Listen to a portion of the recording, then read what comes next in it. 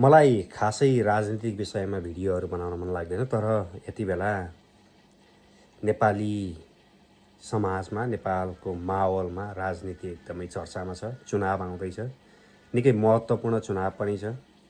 महत्त्वपूर्ण हुँदैनथ्यो होला यदि जेनजी आन्दोलन नभएको भए, होइन। अब केही एउटा जेनजी पुस्ताले परिवर्तन चाहेर परिवर्तन हुनुपर्छ देशमा भन्ने सोचेर र सम्पूर्ण नेपालीहरूले परिवर्तनको आवश्यकता महसुस गरेर यति बेला 84मा हुन लागेको चुनाव 82मै हुँदैछ।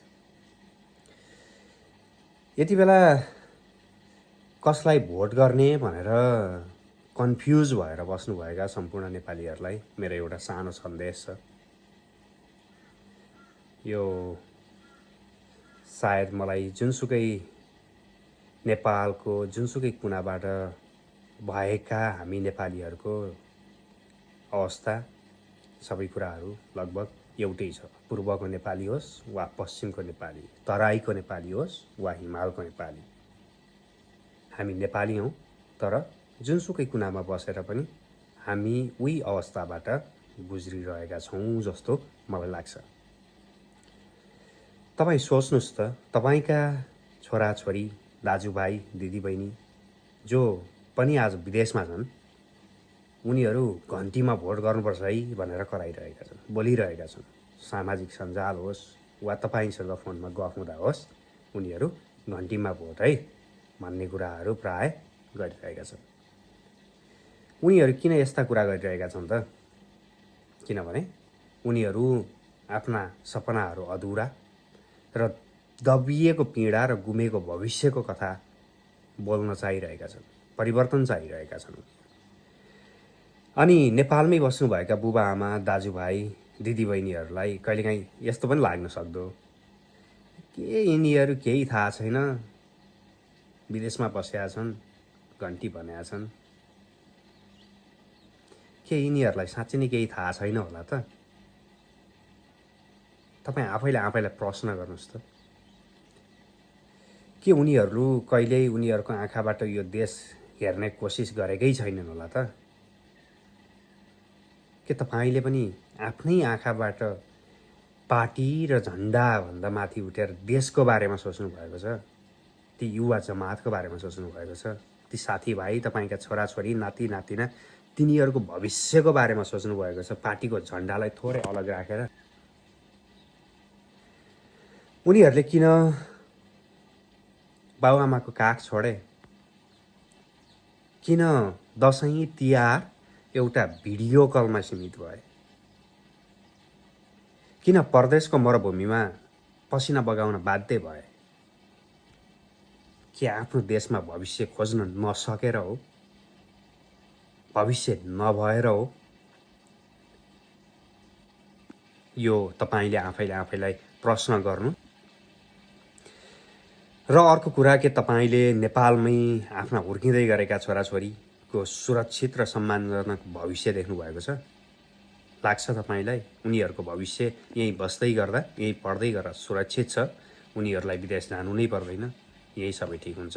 उनीहरूका चाडपर्वहरू भिडियो कलमा सीमित हुँदैनन्, उनीहरू उतै विदेशमै भाँसिँदैनन् भन्ने हामीले फिल गर्नुहुन्छ? यो अर्को प्रश्न हो। पढाइसकेर जागिर खोज्दै लाचार बनेका युवा न्याय खोज्दा सोच्नुहोस् त, तपाईँसँग पैसा र पावर, राजनीति कुनै केही पनि छैन, न्याय खोज्न जानुहोस् त, के तपाईँले न्याय पाउने अवस्था छ नेपालमा? अहिलेको यो तन्त्र, यो सबै तन्त्रलाई राजनीतिक पावरको मन्त्रले खाइदिन्छ। अस्पतालमा जानुहोस् त, पैसा नभएर रोइरहेका नागरिकहरू प्रत्येक कुनामा देखिन्छन्। हेर्नुहोस्, तपाईँसँग पैसा छैन, बिरामी पर्नुभयो, उपचार खोज्नुपर्ने छ, तपाईँमा के अस्पताल जाने आँट आउँछ? कल्पना पनि गर्न सक्दैन। यो सबै देख्दा पनि हामी चुप किन लागिरहेका छौँ त? घाँस, बाँस र कपास जस्ता आधारभूत आवश्यकताका लागि पनि हामी नेपालीहरू देशै छोड्न बाध्य छौँ। घाँस, बाँस र कपास धेरै होइन। हामी एउटा मोटर बाइक चढ्ने कुरा गरिरहेका छैनौँ, एउटा कार चढ्ने कुरा गरिरहेका छैनौँ, आइफोन समाउने कुरा गरिरहेका छैनौँ। घाँस, बाँस र कपासका कुरा गर्दैछौँ यहाँनिर। किन अरू देशहरू सपना देख्ने ठाउँ भने तर नेपाल जुन आफ्नो जन्मथलो हो त्यो सपनाको भूमि बन्न किन सकेन? भविष्यको भूमि किन बन्न सकेन?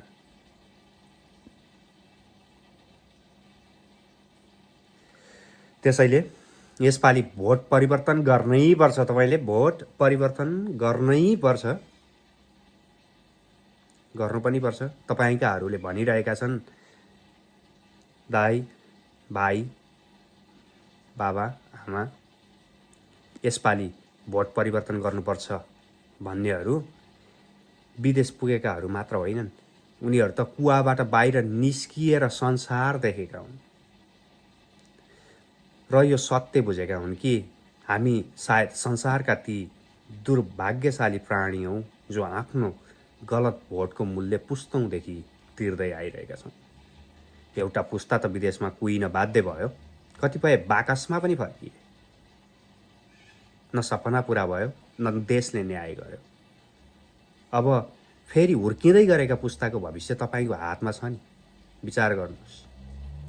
तिनीहरूको भविष्य तपाईँले सपारिदिने वा कुहाइदिने भन्ने कुरा यो तपाईँकै हातमा छ।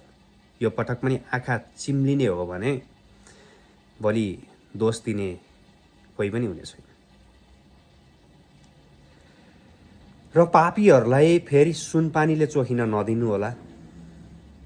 यो भोट राजनीति होइन, यो तपाईँका छोराछोरीहरूको, भाइ बहिनीहरूको र नाति नातिनाहरूको भविष्यको फैसला हो। तपाईँको एउटा भोटले अबको 20 वर्षमा तपाईँका हुर्किँदै गरेका सन्ततिहरूको भविष्य फेरिदिन्छ। त्यसैले बुद्धिमत्तापूर्वक विचार पुर्याएर जुन पार्टीले बहुमत ल्याउने सम्भावना बोकेको छ उसलाई भोट दिनु होला। यो गाउँघरमा विकास गर्ने, अस्पताल बनाउने एउटा चुनाव होइन। संसदमा गएर कानुन परिवर्तन गर्ने र ठुला ठुला काम, उद्योग धन्दाहरू स्थापना गर्ने, खानीहरू चाहिँ स्टार्ट गर्ने, रोजगारहरू दिलाउन के गर्न सकिन्छ भनेर काम गर्ने, यो त्यस्ता सांसदहरू चुन्ने चुनाव हो। यो गाउँपालिकाका वडा अध्यक्ष, गाउँपालिका अध्यक्ष, नगरपालिकाका मेयर छान्ने चुनाव यो हुँदै होइन। तपाईँले विकासको आशा भन्दा नि देशमा चाहिने आवश्यक कानुन परिवर्तन गर्ने बारे सोचेर मतदान गर्नुहोला। धन्यवाद।